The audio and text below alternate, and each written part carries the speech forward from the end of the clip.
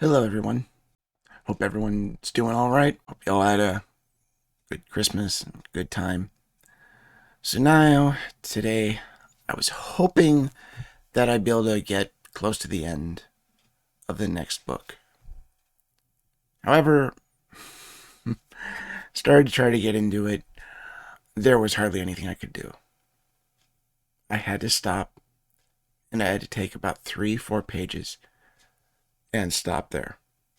When going through only two choices, it really has quite a weird puzzle to it. It's what you normally would have expected to be about 20, 30 pages, and it's just 1 page, 2 page, 3 page. That's it. Nothing else. So, what I'm going to go in here is kind of tricky because the main point of this is it's about this very pacifist kind of idea and trying to stay against all of the violence that might be there. But I'll bring up little things about it. But for the most part, this isn't about what they're really trying to teach here. It's more of what it's kind of doing on the side, what little things it's throwing in there, and what it's very careful in how it's approaching things, and in particular, a paradox that's in what he's saying. It's interesting because after he gets started, he talks about this being some kind of biblical view of it. Well, yeah, no. But here's what's really funny. Not too far in, he says this. What's standard here is what John did not tell them to do. He did not tell them to sharpen their swords and do some close, ordered drill to prepare for the bloodletting and gore of a pitched battle between two kingdoms. Nor did he even tell them to read up and study on particular doctrines and get it right in preparation for some kind of old doctrinal hand-to-hand combat in the clash of resounding theories and creeds. No, he told them to do everything ethical, something behaviorally modifying and righteous, something that expressed a love transcendent to normal, pretty, dirty, to normal, pity party politics and mindsets of ideologues. This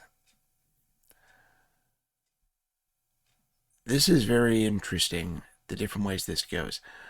First off, he brings up this whole thing of the two kingdoms, the violence, battle, all that stuff, and yet he's saying what was not told. Interesting. How does he decide that what is not said is so important? But what I really want to get at is what's right after that. This is thrown in. Okay, this whole thing was this, like I said, peace field kind of thing. Nor did he even tell them to read up and study on particular doctrines and get it to read in preparation from some good old doctrinal hand-to-hand combat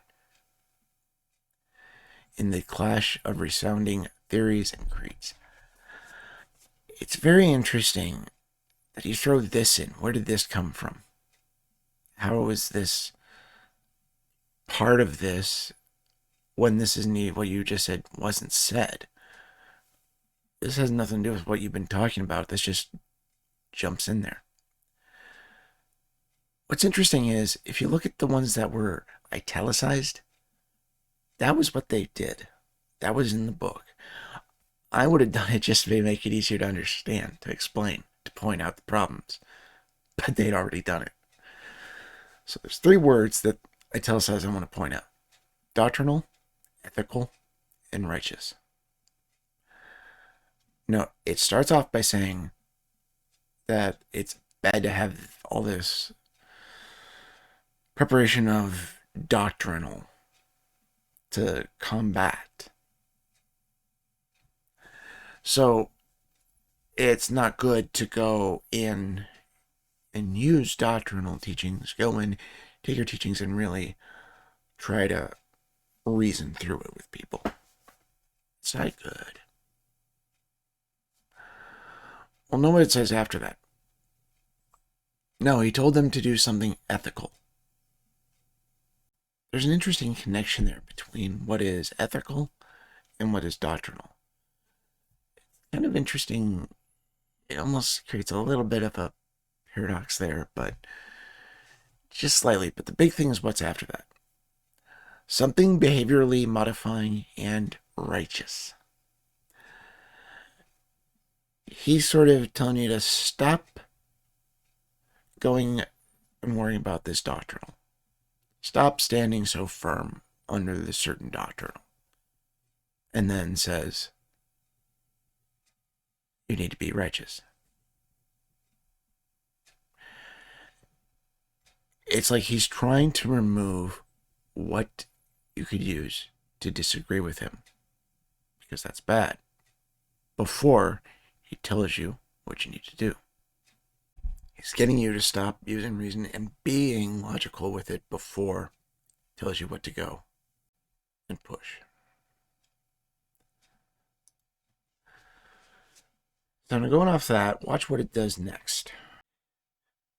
What it talks about here is there's two sides to this, and I'll say a little point of it, but the big thing here to remember as I go through this, try to make sense of what he's really trying to get across with this. Why is he saying everything he's saying in this?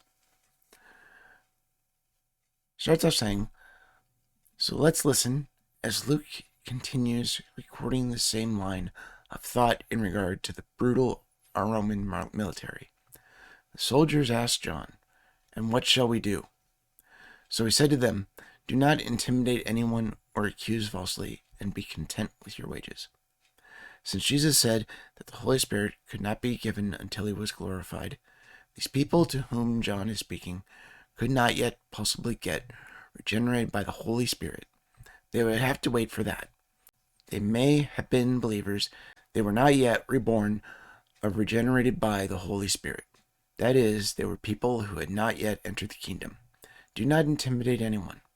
That is, don't threaten them with violence and death inherent in being a soldier, Roman or otherwise. Now, first of all, that last thing that it says here is ridiculous. Violence and death is what it means when it talks about intimidate anyone. Their argument is that because it's talking to soldiers, it must be talking about violence and death. I'll disagree for a couple of reasons. Number one, if you're saying no violence, no death, you're saying do not be a soldier. If you got to be taking this pacifist, that means quit your job. This passage, it talks to multiple groups. Before this, he talks to those who get taxed. And he says that they're supposed to still go get the money that these people owe to the country. But they can't go any more for what they get. It's not telling them to stop doing what they do for their job. It's telling don't add more, don't use as an excuse to get more out of it than you should. In the same way, I think what it's saying in this passage about soldiers is different. It doesn't just say do not intimidate anyone. It also says do not intimidate anyone or accuse falsely. This is talking about when you're using this strength, when you're using your power, your connection, etc., to take advantage of it and intimidate or accuse where you shouldn't. And imitation has nothing to do with being violent. It can be a part of it, but intimidating in and of itself is not violence. So he's really just taking this and trying to make it fit what he wants to teach here. But as I said, this is just a little side thing. This is not what I really want to get at.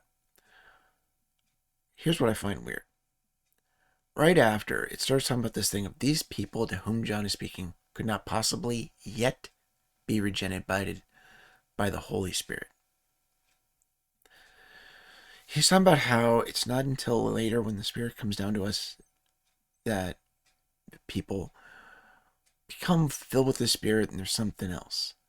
And that what he's talking to here is a different kind of person.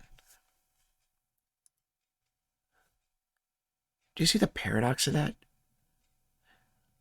What he's basically showing is there's a reason it doesn't apply to you. For us, it doesn't matter.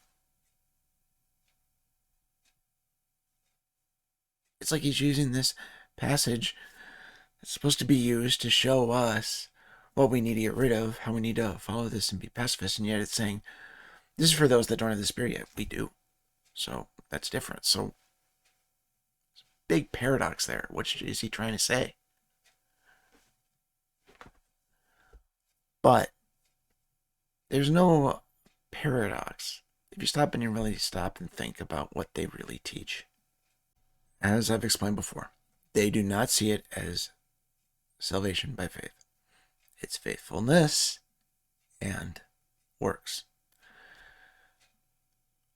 What he's seeing here is not that he's showing you it's different when you're saved and when you're not saved. He's showing here these things need to be done, these things need to be changed to fit those works and that faithfulness to reach that place of being filled with His Spirit.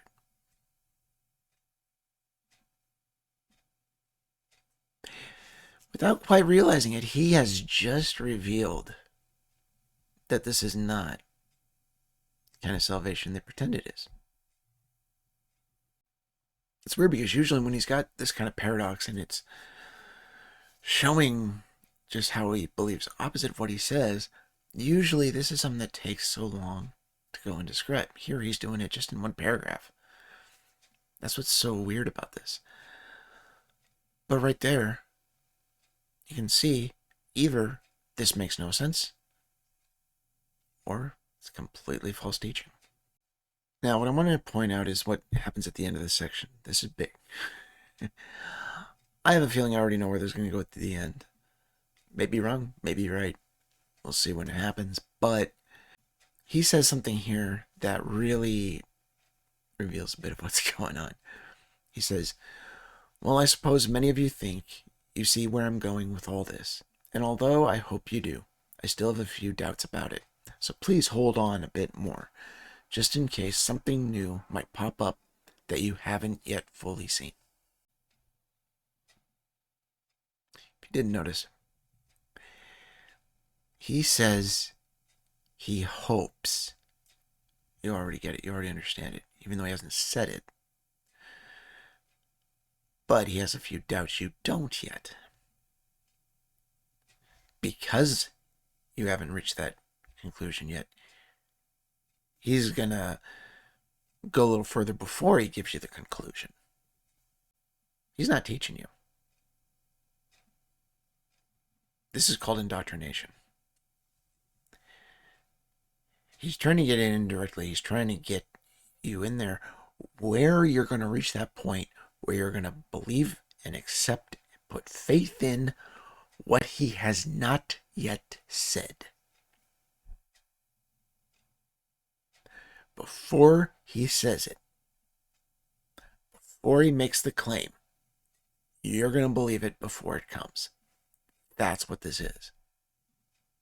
He wants to make sure you fully accept it before you know it. And that's the way indoctrination works.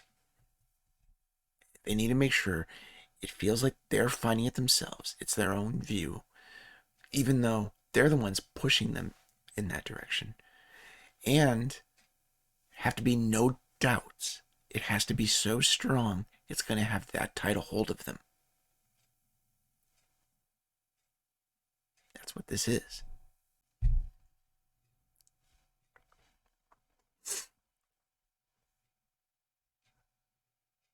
It's something he does over and over, but here is where you can see it the most plainly. Such a short part of it, he creates a paradox. Unless you know what he believes and you believe it. That's the way this works. Either you're following what he teaches and you're fully behind him, or you're ignorant of the paradox. One or the other. It's not one of those two. You have to turn away from it. We'll see where it goes with the rest of it. It's going to be interesting to see how he ends this. Like I said, I have my suspicions where he's going with this. Kind of doubt it'll come the way I'm expecting. But I have my suspicions. But I'm also not absolutely certain because so much of this book has been so random. Who knows? Who knows what he'll try to connect with this. So we'll see. But wanted to say thank all of you who have purchased the book. It's really neat to see. It is getting out there. It's nothing really exciting, but it is getting out there some. I do see people are ordering it and reading it. This next weekend, it should be free for Kindle. It'll be that way for about 5 days. But that kind of depends on what happens with a few things. Because I'm also doing some other promotion of it. Depends on how that goes. So, we'll see. But that's my expectation right now.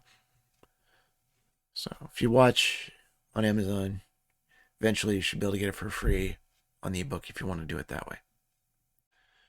As I've said before, I don't care if you think it's good, think it's bad. I just want it to get out there. I want more people to hear about it. I want more people to be looking into it and really taking a closer look. That's all. You guys have a good week. God bless.